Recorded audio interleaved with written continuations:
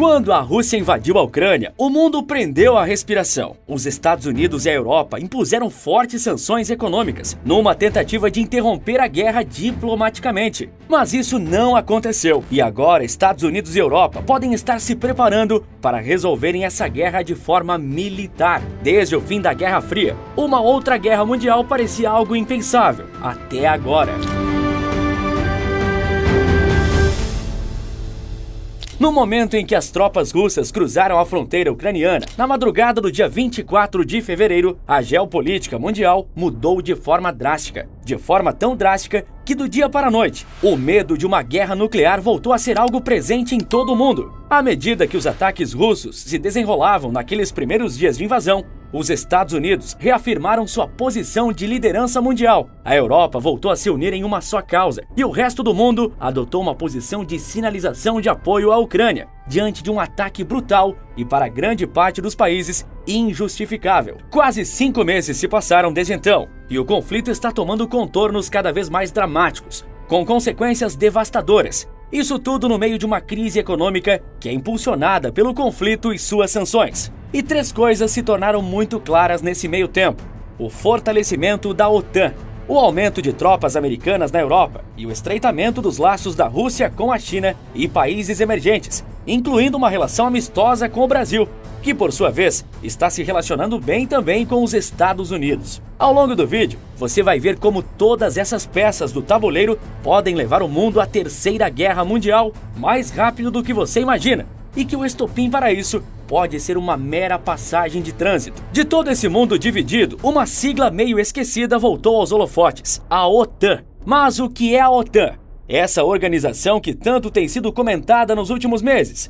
OTAN é a sigla para a Organização do Tratado do Atlântico Norte, uma aliança militar de defesa criada em 1949, liderada pelos Estados Unidos no início da Guerra Fria. E qual era o intuito dessa aliança? Como a OTAN surgiu graças aos Estados Unidos, o intuito inicial era impedir o avanço da União Soviética sobre o continente europeu. E como isso seria feito? É simples. Ao entrar na OTAN, todos os países membros se submetem às suas regras, e uma dessas regras é a peça mais importante do jogo. Se um país membro da aliança for atacado sem antes ter provocado esse ataque, todos os outros países da OTAN têm a obrigação de defendê-lo.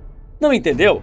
Deixa eu te explicar melhor. Se, por exemplo, a Rússia atacar a Polônia, sem que a Polônia tenha atacado antes, os Estados Unidos, o Reino Unido, a França, a Alemanha, Turquia e vários outros países têm a obrigação de defender a Polônia militarmente, ou seja, entrar em um conflito armado direto com a Rússia. Isso significa enviar tropas. Soldados americanos podem morrer para defender um outro país, desde que ele tenha sido atacado sem provocar o agressor, que nesse exemplo seria a Rússia. E esse é um cenário que o mundo todo teme, pois não é impossível de vir a acontecer. Mas você pode se perguntar: já que a União Soviética não existe mais, a OTAN perdeu seu propósito? Essa pergunta poderia ter uma resposta diferente se fosse feita no ano passado, mas agora vivemos em um mundo relativamente parecido com o mundo de 1949, quando a OTAN nasceu. A Rússia é a sucessora natural da antiga União Soviética, mas passou as últimas 3 décadas em relativa harmonia com os países membros da Aliança de Defesa, especialmente com a Alemanha. Essa relativa harmonia acabou no instante em que a Ucrânia foi invadida. Nesse momento, grande parte do mundo voltou a funcionar como nos tempos da Guerra Fria. No princípio, a OTAN servia como uma barreira para a expansão soviética, e muitos países que faziam fronteira com a superpotência socialista corriam para debaixo do guarda-chuva de proteção da Aliança Militar do Atlântico. E a mesma coisa está acontecendo exatamente agora. Suécia e Finlândia, 2 países vizinhos da Rússia, decidiram no último mês de maio pedirem adesão à OTAN. O motivo? Medo de sofrer uma invasão e tentativa de frear uma futura incursão militar russa. Só que para aderir à aliança, todos os países membros devem concordar com a entrada do país que está se candidatando, mas um dos membros da OTAN não concordou com a adesão de Finlândia e Suécia de imediato: a Turquia. Um país turco que faz parte tanto da Europa quanto da Ásia é uma peça-chave no quebra-cabeça da política mundial, pois ele é um grande exemplo de neutralidade quanto à crise entre Rússia e OTAN. Apesar de ter condenado a invasão, a Turquia é um dos principais parceiros comerciais da Rússia e mantém uma relação amigável com Vladimir Putin, além de ter sediado reuniões de tentativa de paz entre russos e ucranianos. e ela é pragmática nesse cenário, sempre procurando se beneficiar, já que tem boas relações com os dois lados. Mas o que realmente pesou nessa decisão foi o fato de Suécia e Finlândia abrigarem terroristas curdos, um povo que historicamente tenta se separar da Turquia e é tido por eles como terroristas. Por isso, o país barrou por um tempo a adesão de Suécia e Finlândia na OTAN. Contudo, depois de semanas de impasse, os três países resolveram suas diferenças quanto às exigências turcas. A neutralidade deu resultados, e daqui a pouco você verá como o Brasil está se dando bem sem se expor tanto nesse cenário de crise política. No fim, a Turquia conseguiu o que queria, e a OTAN está a um passo de se tornar maior. Um conflito direto e nuclear entre Rússia e OTAN é algo ainda improvável, pois isso acarretaria em consequências catastróficas. Mas um comandante do exército britânico deu uma declaração chocante sobre esse possível conflito, como você verá daqui a pouco. Diante disso, os Estados Unidos já anunciaram a maior expansão de tropas americanas presentes na Europa. Essa expansão inclui a presença permanente de militares americanos na Polônia, com um quartel-general lá. Além disso, o país norte-americano vai enviar 5.000 soldados para a Romênia e aumentará as tropas rotativas para a Estônia, Letônia e Lituânia, os chamados países bálticos. Esquadrões de caça supersônicos americanos serão enviados para o Reino Unido e sistemas de defesa antiaérea serão fornecidos para a Itália e a Alemanha. Mesmo a Espanha, um dos países europeus mais distantes da Rússia, receberá um incremento de poderio militar dos Estados Unidos e contará com 6 navios militares do país em sua costa. A movimentação americana acontece enquanto a OTAN define novos planos de defesa, que aumentarão em mais de 7 vezes o número de tropas em alerta máximo para responder a uma invasão, passando de 40.000 soldados para mais de 300.000. Mas até aqui vimos que a Europa e os Estados Unidos se preparam de forma contundente para um possível confronto com os russos.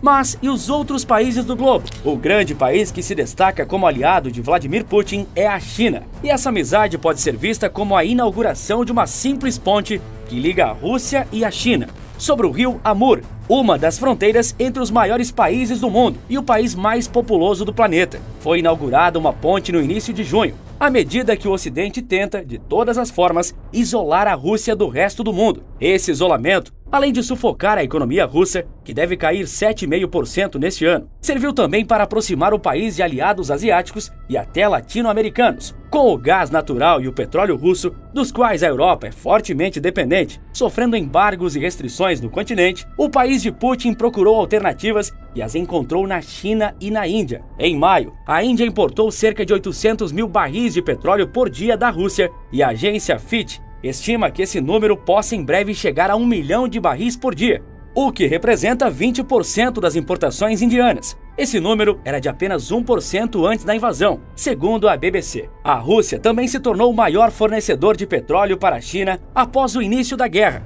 ultrapassando a Arábia Saudita e exemplificando a boa relação entre os dois países. E o que esses três países têm em comum? Você sabe me dizer? Se você disse eles fazem parte do BRICS, você acertou. BRICS é a sigla do grupo de países emergentes composto por Brasil, Rússia, Índia, China e África do Sul. E aqui entra uma parte importante da neutralidade brasileira no mundo atual. Sim, o Brasil condenou a invasão russa no Conselho de Segurança da ONU, mas na prática nosso país ainda mantém uma relação bastante amigável com a Rússia. E aparentemente, isso não deve mudar tão cedo, nem mesmo com uma possível troca de governo ao fim desse ano. Uma semana antes da invasão, o presidente Jair Bolsonaro visitou Moscou e se encontrou com o presidente Vladimir Putin em um claro sinal das boas relações dos dois países, que melhorou durante todo esse século, independente dos vários presidentes brasileiros que tivemos no período. A Rússia é um importante parceiro comercial brasileiro, muito por conta dos fertilizantes, item essencial para o agronegócio do Brasil, que é o principal pilar da nossa economia. Esses fertilizantes são parte essencial para o Brasil não se indispor com a Rússia, que por sua vez já garantiu que continuará fornecendo os fertilizantes de forma ininterrupta, o que já vem acontecendo desde o começo de junho. Nós já recebemos quantidades recorde de fertilizantes e somos um dos poucos países com a safra de 2023 garantida. Também em junho, ocorreu uma reunião entre os países do BRICS. Essa reunião foi importante em dois aspectos para a Rússia, para ela mostrar que não está isolada do mundo, como os Estados Unidos e a Europa queriam que parecesse, e também porque reafirmou os laços comerciais dos países membros. Na reunião, Putin afirmou que a Rússia está redirecionando seu comércio e suas exportações de petróleo para países dos BRICS. Isso vai na contramão da reunião do G7, grupo das 7 maiores economias do mundo, que quer estipular um teto para o gás e o petróleo que faria com que o país comercializasse menos esses recursos naturais e, consequentemente, recebesse menos dinheiro. Como disse no início do vídeo, a Europa e especialmente a Alemanha mantiveram uma relação harmoniosa com a Rússia,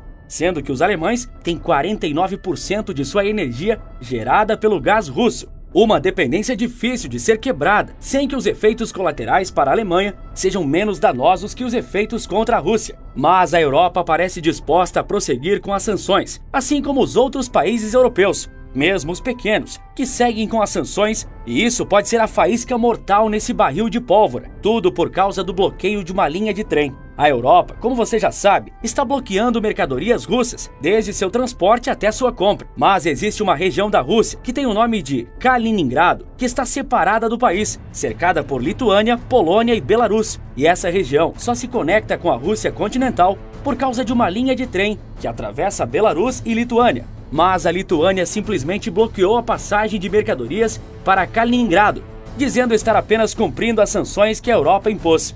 Na prática, isso está isolando uma cidade russa da própria Rússia. Isso enfureceu o governo russo, já que Kaliningrado é vital tanto militarmente quanto comercialmente para o país, e torná-la inacessível dificulta o escoamento dos produtos do país, além de ser visto como uma afronta. Mas a Lituânia é um país membro da OTAN, o que praticamente impede a Rússia de atacar o pequeno país. Aliás, você lembra o que acontece se a Rússia fizer isso, não é? Pois bem, diante dessas tensões, o país russo exige que o trânsito com Kaliningrado seja restabelecido, o que ainda não foi feito, passados quase 3 semanas de bloqueio. Esse está sendo um ponto crítico da relação entre OTAN e Rússia, pois o país membro da aliança está comprando uma briga com o gigante país euroasiático. Diante desse cenário de impasse, e que está elevando as tensões a níveis há muito tempo não vistos, um comandante do Reino Unido, General Patrick Sanders, disse a seguinte frase a seus oficiais: "Se preparem para lutar contra a Rússia e vencer a guerra." Parece que não é só o Reino Unido que está se preparando. Ao passo que a Rússia continua avançando sobre os territórios ucranianos, os Estados Unidos passam a enviar mais armamentos pesados ao país atacado, e a Europa se une em prol de sua própria defesa. Todos os lados parecem estar preparados. A questão é o que vai acontecer com toda essa preparação. Nada seria a melhor opção. E se você quiser descobrir como eu fiz para criar um negócio produzindo esse tipo de vídeo e viver disso, assim como você também pode viver, confira uma aula gratuita minha no primeiro link da descrição. O mundo está mergulhado em crise, mas Elon Musk fez um alerta. Uma crise ainda pior está por vir, e isso pode ser algo bom. Não entendeu nada dessa afirmação? Então assista o vídeo que está aparecendo agora na sua tela, que eu te explico tudo. Por esse vídeo é isso. Um forte abraço e bons negócios!